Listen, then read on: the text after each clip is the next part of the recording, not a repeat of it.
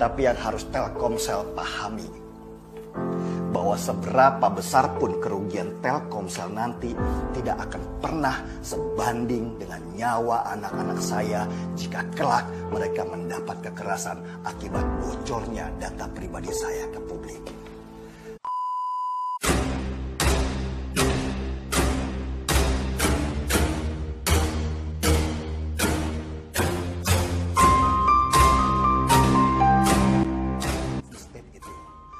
Tiba-tiba data pribadi saya dibongkar oleh sebuah akun yang selama ini berbeda pandangan dalam politik. Dia bisa tahu di mana rumah saya, siapa saja nama-nama keluarga saya, termasuk di mana anak saya sekolah dan apa akun media sosial mereka. Ketika dia berhasil membuka kunci ruang pribadi saya, dia lalu menyebarkannya ke publik lewat media sosial. Dan sejak itu, hari-hari keluarga saya pun berubah. Media sosial anak-anak saya dibanjiri makian oleh banyak orang yang selama ini membenci saya. Kehidupan pribadi mereka dibongkar dan diintimidasi di media sosial. Ruang pribadi saya pun menjadi terbuka, telanjang di depan publik tanpa bisa melawan.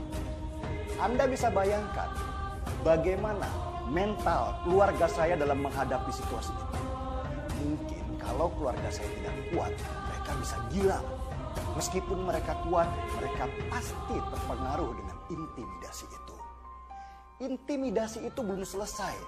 Di mana keluarga saya tinggal pun dilacak.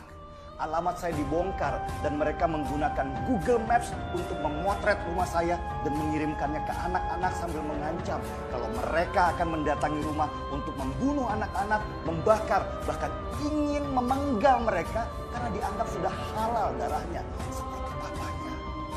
Dan ini akan terus berlangsung selama mereka tahu di mana saya tinggal dan di mana anak-anak sekolah. Sehingga setiap kali ada perbedaan pendapat, mereka akan kembali menyebarkan data saya ke orang-orang yang membenci supaya terpicu untuk berbuat kekerasan kepada keluarga saya. Bagaimana kalau Anda yang berada pada posisi seperti saya?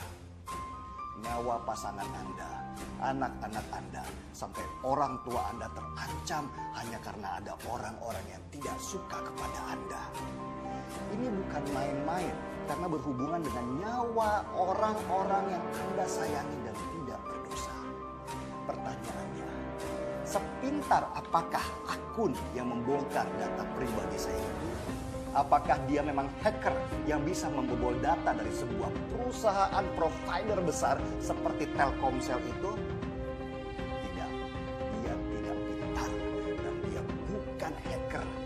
Dia hanya punya jaringan orang dalam di provider yang membagi data saya ke dia untuk disebarkan ke publik. Dan dari data yang diberikan oleh orang dalam itu, akun itu kemudian mencari jejak saya berdasarkan nomor KTP dan kartu keluarga yang menjadi syarat waktu kita registrasi kartu supaya kartu tidak hangus. Dan dari sanalah semua informasi pribadi kita terbongkar habis. Pertanyaannya lagi, siapakah orang dalam yang dengan seenaknya membagikan data pribadi seseorang kepada orang lain untuk berbuat jahat? Ini pertanyaan yang sama di benak kita semua dan harus kita tanyakan bersama kepada provider yang memegang data-data pribadi kita. Dan di luar itu semua, saya bertanya kepada provider besar yang bernama Telkomsel, tempat saya menitipkan nomor KTP dan kartu keluarga saya waktu registrasi rumah. Telkomsel bukan perusahaan kaleng-kaleng. Nilai perusahaannya sebesar lebih dari 100 triliun rupiah. Dan pemilik Telkomsel adalah 65% Telkom dan sisanya atau 35% dipegang oleh perusahaan telekomunikasi Singapura yang bernama Singtel. Bahkan menurut Vice President Corporate Communication Telkomsel, Denny Abidin, Telkomsel sudah mendapat sertifikasi ISO 27001 untuk keamanan informasi. Yang dalam artian untuk segi keamanan data pengguna itu seharusnya sudah sangat aman. Nah, kalau begitu, kenapa dengan semua keunggulan itu data saya bisa bocor keluar? Saya berhak curiga data pribadi saya yang diumbar ke publik itu dari Telkomsel. Karena di sana lengkap sekali informasi yang diberikan.